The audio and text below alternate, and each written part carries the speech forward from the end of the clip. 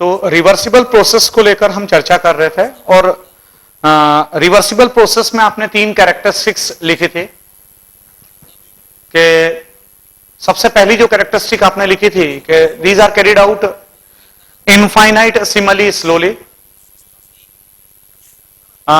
दूसरी कैरेक्टरिस्टिक में था कि macroscopic properties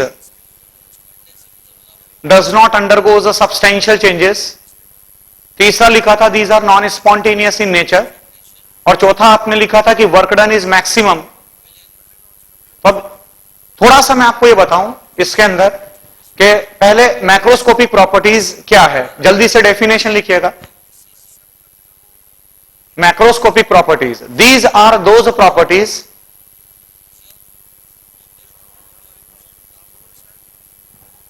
these are those properties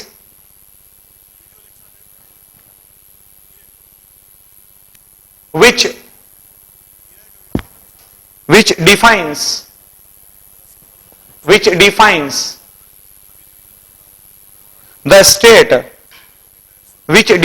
the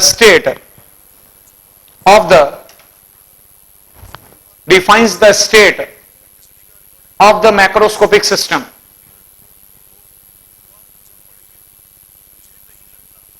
Which defines the state of the macroscopic system.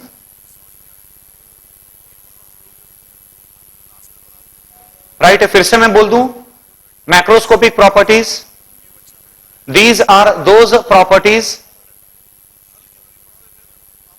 Which defines the state of the macroscopic system. अब क्या मतलब? सबसे पहली बात तो यह बच्चों की, जब आप थर्मोडायनेमिक्स की स्टडी करते हो तो जिस समय आप थर्मोडायनेमिक्स की स्टडी करते हो तो यू डील्स विद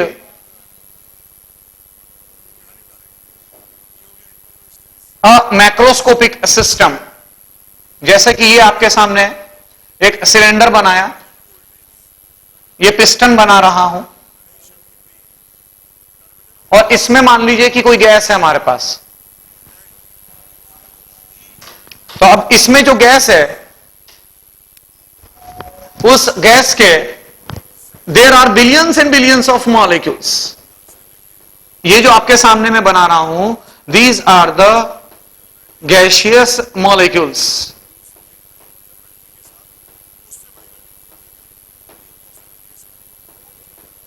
ये गैसियस मॉलिक्यूल्स हैं, राइट। तो कोई एक मॉलिक्यूल नहीं होता है, या 10 मॉलिक्यूल नहीं होते हैं, या 100 मॉलिक्यूल नहीं होते हैं, 1000 मॉलिक्यूल नहीं होते हैं। There are billions and billions of molecules of the gaseous system. या अगर मान लीजिए कि मैं किसी सॉल्यूशन की भी बात करूं, राइट, किसी सॉल्यूशन की भी अगर हम बात करेंगे, राइट, तो you takes billions and billions of ions, billions and billions of molecules. कहने का मतलब यह है कि जब आप थर्मोडायनेमिक्स की बात करते हो, when you deal with the thermodynamics, मतलब तो आप मैक्रोस्कोपिक सिस्टम को लेते हो। In thermodynamics we don't talk about the microscopic system. आप एक एटम को लेकर बात नहीं करते हो कि उस एटम के अंदर कितने इलेक्ट्रॉन्स प्रेजेंट है, या आप किसी मॉलिक्यूल को लेकर बात नहीं करते हो कि उसके अंदर कितने प्रोटॉन्स प्रेजेंट है। You deals with the macroscopic system, मतलब ऐसे सिस्टम से आप डील करते हो जिसके billions and billions of molecules है, containing billions and billions of molecules or the atoms or whatever it is. तो अब ऐसा सिस्टम, ये तो आपको मैंने क्लियर किया मैक्रोस्कोपिक सिस्टम क्या है। फिर आपने डेफिनेशन में लिखा है कि macroscopic properties are those properties which defines the state of the macroscopic system. Macroscopic system क्या है, ये चीज आपको क्लियर हो चुकी है। अब हमने कहा कि वो प्रॉपर्टीज जो मैक्रोस्कोपिक सिस्टम की स्टेट को डिफाइन करे। तो अगेन यहां पर एक वर्ड आ रहा है स्टेट, राइट। कई बच्चों को स्टेट का मतलब ही नहीं पता होता है, वो इसी में घूमते रहते हैं। स्टेट मतलब सॉलिड, लिक्विड, गैस। हम उसकी बात नहीं कर रहे हैं बच्चों। स्टेट इट डजंट मीन कि वो सॉलिड है या वो लिक्विड है या वो गैस है। अगर किसी गैस का प्रेशर आपने चेंज कर दिया, मतलब वो गैस ही रही, बट उसकी स्टेट बदल गई, उसकी स्टेट बदल गई। या गैस का टेम्परेचर आपने बढ़ा दिया, कोई गैस है, सिलेंडर में गैस है, और अब मान लीजिए कि आपने टेम्परेचर बढ़ा दिया। तो अगर आपने टेम्परेचर बढ़ा दिया, इसका मतलब यह हुआ स्टेट बदल गई। स्टेट मतलब कि गैस गैस ही है, बट उसकी अलग, उसकी जो मैक्रोस्कोपिक प्रॉपर्टीज है वो मैक्रोस्कोपिक प्रॉपर्टीज में परिवर्तन आ रहा है। तो macroscopic properties are those properties which defines the state of the macroscopic system. किसी मैक्रोस्कोपिक सिस्टम की स्टेट को डिफाइन करने के लिए आप जिसकी मदद लेना चाहते हैं, जैसे मैं बहुत ही बढ़िया आपको एग्जांपल दे रहा हूं इस बात को समझाने के लिए, राइट, बिल्कुल ध्यानपूर्वक मेरे एग्जांपल को सुनना। मेरा एक फ्रेंड मान लीजिए बाहर से आ रहा है, यूएस से आ रहा है, और मेरे पास इतना टाइम नहीं है कि मैं उसको एयरपोर्ट पर रिसीव करने जाऊं। मान लीजिए कि इंटरनेशनल एयरपोर्ट आपको जाना है, यूएस से आ रहा है बंदा, राइट, इंटरनेशनल एयरपोर्ट के ऊपर उसको रिसीव करने के लिए जाना है, और आप उस बंदे को बिल्कुल भी नहीं जानते हो, आप उस बंदे से कभी नहीं मिले हो, बराबर, उस पर्सन से आप कभी भी नहीं मिले हो। मैं आपको ये ड्यूटी दे रहा हूं कि आपको लेने जाना है उसको, राइट। अब आप जब जाओगे एयरपोर्ट के ऊपर, तो एयरपोर्ट पर जाने से पहले आप मेरे से कुछ इंफॉर्मेशन लोगे, राइट। अब इंफॉर्मेशन में आप क्या क्या पूछोगे मेरे से? आप इंफॉर्मेशन में मेरे से पूछोगे कि सर सबसे पहले तो उस पर्सन का नाम बताइए। मैंने उसका नाम बताया कि मिस्टर एक्स उस पर्सन का नाम है। फिर उसके बाद पूछेंगे आप मेरे से कि सर वो जो पर्सन है उस पर्सन की हाइट कितनी है? मैंने कहा कि it is close to 6 feet, 6 feet की उसकी हाइट है, राइट। उसके बाद आप मेरे से पूछेंगे कि सर उनका कॉम्प्लेक्शन कैसा है? कॉम्प्लेक्शन मतलब वो कैसे लगते हैं दिखने में? मैंने कहूंगा कि 35 इयर्स की एज है और जो कॉम्प्लेक्शन है, राइट, वो अच्छा है, it is fair complexion, right. अब ये जो चीजें आप मेरे से पूछ रहे हो, right, these are all the macroscopic properties to define the state of the system. मतलब वो जो पर्सन है जो अपने आप में एक सिस्टम है, बराबर है, उस सिस्टम को डिफाइन करने के लिए जो जो चीजें आपने मेरे से पूछी, जो जो पैरामीटर्स आपने मेरे से पूछे, बराबर है, वो सारे मैक्रोस्कोपिक प्रॉपर्टीज में जाएंगे। हाइट क्यों? क्योंकि आप विजिटर्स गैलरी में रहोगे। जब आप इंटरनेशनल एयरपोर्ट जाओगे, तो इंटरनेशनल एयरपोर्ट जब आप जाओगे तो आप विजिटर्स गैलरी में खड़े रहोगे, और जो ट्रैवलर्स हैं, बराबर है, जब वो आएंगे, राइट, तो कम से कम आप में और उसके बीच में ये मानकर चलो कि ऑन एन एवरेज 20 से 25 मीटर की दूरी रहेगी। तो आप ऐसी चीजें मेरे से पूछेंगे जो 20 से 25 मीटर पर भी विजुअलाइज हो सके, जिसको कि आप ऑब्जर्व कर सको, राइट। आप मेरे से माइक्रोस्कोपिक प्रॉपर्टीज को लेकर बात नहीं करेंगे। जैसे कि मैं आपसे कह रहा था कि कोई एटम है या कोई मॉलिक्यूल है, तो उसके अंदर आप इलेक्ट्रॉन को लेकर बात नहीं करोगे। जब आप थर्मोडायनेमिक्स की बात करते हो, तो thermodynamics deals with the macroscopic system and deals with the macroscopic properties. तो आप मेरे से ये नहीं पूछोगे, उस पर्सन के बारे में आप ये नहीं पूछोगे कि सर उसके राइट हैंड के अंदर कोई स्पॉट है कि नहीं है, या उसके लेफ्ट लेग के ऊपर कोई स्पॉट है या नहीं है। क्यों? समझ गए होंगे आप मेरी बात को कि आप इतने माइक्रोस्कोपिक लेवल पर बात नहीं करोगे। आप ऐसी चीज, आप ऐसे पैरामीटर्स मेरे से पूछोगे, बराबर, जो 20 से 25 मीटर पर भी विजुअलाइज हो सके। These are called as macroscopic properties. ऐसे पैरामीटर्स जो मैक्रोस्कोपिक सिस्टम को डिफाइन करे। मतलब एक चीज क्लियर हो गई आपको, राइट। तो जब रिवर्सिबल प्रोसेस है, तो रिवर्सिबल प्रोसेस में अगर मान लीजिए कि रिवर्सिबली कोई गैस एक्सपांड कर रही है, तो रिवर्सिबली जब कोई गैस एक्सपांड करेगी, इसका मतलब यह हुआ कि गैस का जितना अपना प्रेशर है, ऑलमोस्ट उतना ही प्रेशर बाहर का है, राइट। मतलब रिवर्सिबल प्रोसेस में क्या होता है कि जो ड्राइविंग फोर्स है और जो अपोजिंग फोर्स है, राइट, वो ऑलमोस्ट समान बना रहता है। The driving force and the opposing force, right, it remains almost same. और क्योंकि ड्राइविंग फोर्स और अपोजिंग फोर्स ऑलमोस्ट सेम बना रहता है, ऑलमोस्ट सेम बना रहता है, इसीलिए जो गैस है वो एकदम सडन एक्सपांड थोड़ी करेगी। आप बोलेंगे सर सडन एक्सपांशन कब होगा? गैस का बच्चों सडन एक्सपांशन तब होता है जब आप सिलेंडर को, ये जो सिलेंडर है, इस सिलेंडर को उठाकर आपने वैक्यूम में रख दिया, या सिलेंडर को उठाकर आपने ऐसे रीजन में रखा, ऐसे एटमॉस्फेयर में रखा जहां पर कि प्रेशर बहुत ज्यादा कम है, where the pressure is very लो।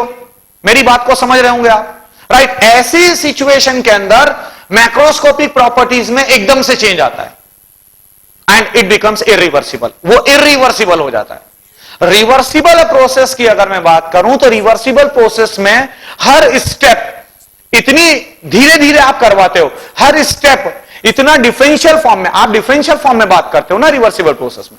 मतलब जो गैस है वो डिफरेंशियली एक्सपांड कर रही है, और जो गैस का प्रेशर है वो डिफरेंशियली कम हो रहा है, और इतना थोड़ा थोड़े से कम हो रहा है, राइट, कि हम ये मानते हैं कि macroscopic properties does not undergoes substantial changes.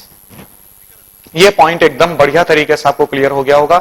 Macroscopic properties क्या प्रॉपर्टीज होती हैं, ये मैंने आपको एक्सप्लेन कर दिया। अब इसमें आखिरी जो पॉइंट है, वो आखिरी पॉइंट ये लिखा हुआ है आपने कि work done is maximum in case of reversible process, right. Work, अगर कोई गैस एक्सपांड करती है, मतलब अगर काम किया जा रहा है, work is also form of energy, ये भी अपने आप में एक एनर्जी का फॉर्म है।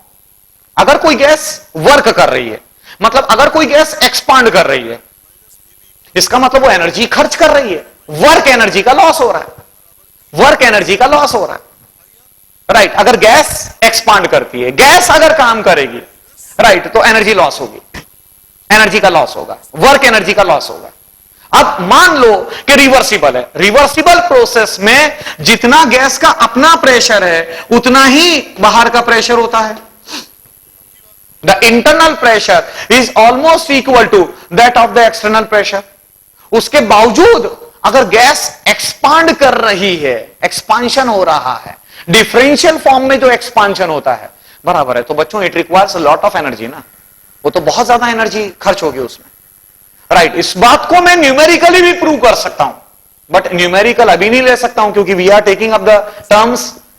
मैं तो प्रैक्टिकल चीजें आपको बता रहा हूं। जैसे कि कोई नदी बह रही है और मैं कहूं कि जो जिस डायरेक्शन में नदी बह रही है उसके अपोजिट आपको स्विम करना है, राइट, तो it requires lot of energy. अगर मैं बोलूं कि 100 मीटर स्विम करना है आपको, अब 100 मीटर स्विम करना है against the flow of stream, बराबर है, तो निश्चित रूप से बच्चों आपको बहुत ज्यादा एनर्जी खर्च करनी पड़ेगी, राइट। मतलब जो गैस है मेरी, वो गैस का जो एक्सपांशन हो रहा है वो अगेंस्ट उतना ही प्रेशर है जितना कि बाहर का प्रेशर है, राइट। मतलब परिस्थितियां फेवरेबल नहीं है गैस के एक्सपांशन के लिए, द परिस्थितियां गैस के लिए, गैस के एक्सपांशन के लिए अनफेवरेबल है, और क्योंकि परिस्थितियां अनफेवरेबल है बच्चों, तो definitely the work done is maximum. Reversible process के अंदर ये आगे चलकर मैं इसको न्यूमेरिकली प्रूव करूंगा कि अगर कोई मान लीजिए आइसोथर्मली मान लीजिए एक्सपांशन हो रहा है, तो उस सिचुएशन में आप कैसे W निकालेंगे, राइट, वो हमारे पास उसका तरीका है। और अगर मान लो कि इरिवर्सिबल है, अब एक काम करो, इरिवर्सिबल की डेफिनेशन लिखो और इरिवर्सिबल के जो है कैरेक्टरिस्टिक्स लिखिएगा, नोट करिएगा। Irreversible processes, these are those processes, these are those processes in which, these are those processes in which there is no any thermodynamical equilibrium, there is no any thermodynamical equilibrium between system and surrounding, there is no any thermodynamical equilibrium between system and surrounding, राइट। Characteristics नोट करिएगा, characteristics में पहला लिखिएगा, characteristics पहला, takes finite time, takes finite time for their completion, takes finite time for their completion. दूसरा लिखिएगा, these are spontaneous in nature, these are spontaneous in nature, these are spontaneous in nature। तीसरा लिखिएगा, macroscopic properties undergo substantial changes, macroscopic properties undergoes substantial changes। Third one है, macroscopic properties undergo substantial changes during the process, undergoes substantial changes during the process।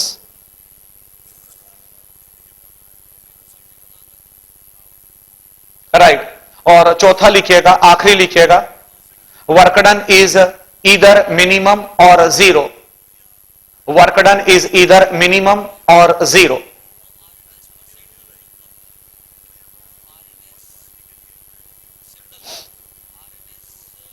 Right, work done is either minimum और zero. तो जितनी भी आपने reversible process में जो जो characteristics लिखी थी, राइट, वो सारा का सारा आपने पलट दिया यहां पर, राइट, तो वो इरिवर्सिबल प्रोसेस हो जाएगा। तो अब यहां पर इरिवर्सिबल प्रोसेस में आपने कहा है डेफिनेशन के हिसाब से कि there is no any thermodynamical equilibrium between system and surrounding. System क्या है, सराउंडिंग क्या है, ये चीज बहुत बढ़िया तरीके से क्लियर हो चुकी है आप लोगों को। अब बात करें हम थर्मोडायनेमिकल इक्विलिब्रियम पर। थर्मोडायनेमिकल जो इक्विलिब्रियम होता है, this thermodynamical equilibrium it comprises of three equilibrium। ध्यान रखना बच्चों, ये बहुत ही इंपॉर्टेंट बात बता रहा हूं। इक्विलिब्रियम मतलब ये केमिकल इक्विलिब्रियम की बात नहीं कर रहा हूं मैं, थर्मोडायनेमिकल इक्विलिब्रियम को लेकर बात कर रहा हूं कि whenever you talk of the thermodynamical equilibrium it means you are talking of the three equilibrium। वो तीन इक्विलिब्रियम कौन कौन से हैं? वो तीन इक्विलिब्रियम है, पहला it is a thermal equilibrium,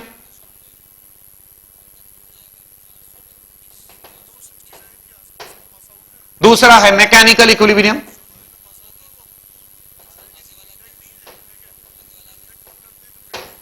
and the last one is the chemical equilibrium.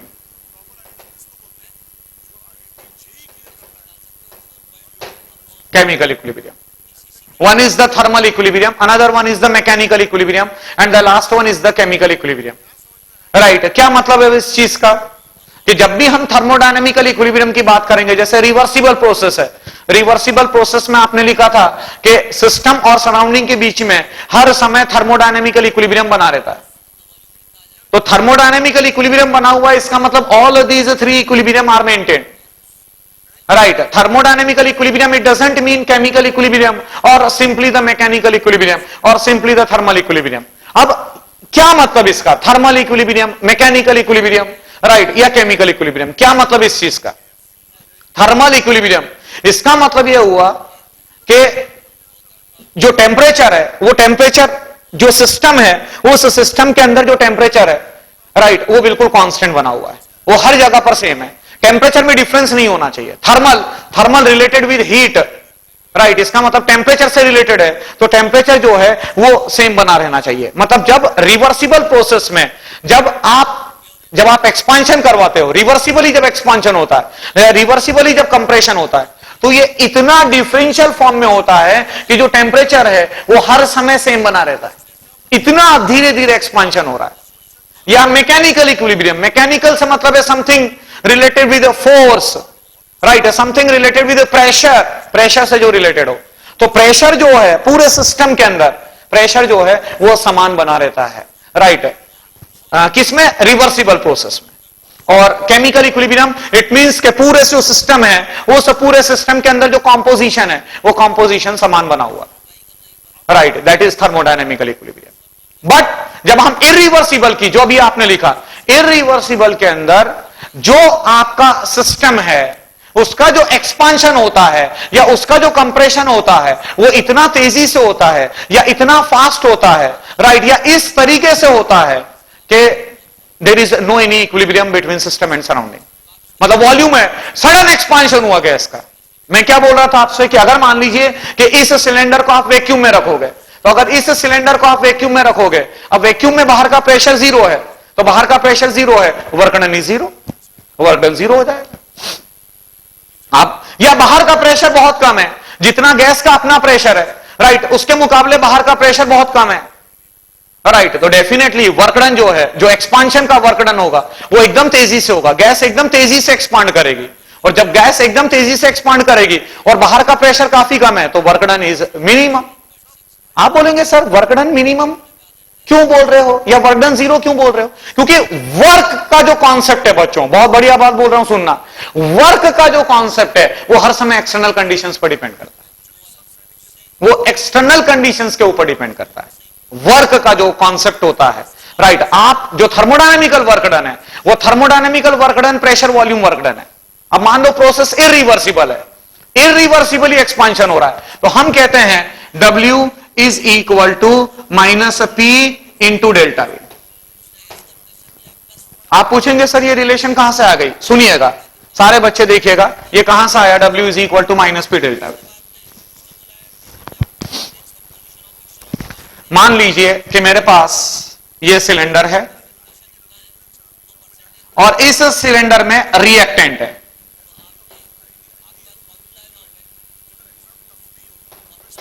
Fitted with the piston, ये पिस्टन लगा हुआ है। अब रिएक्शन हुई,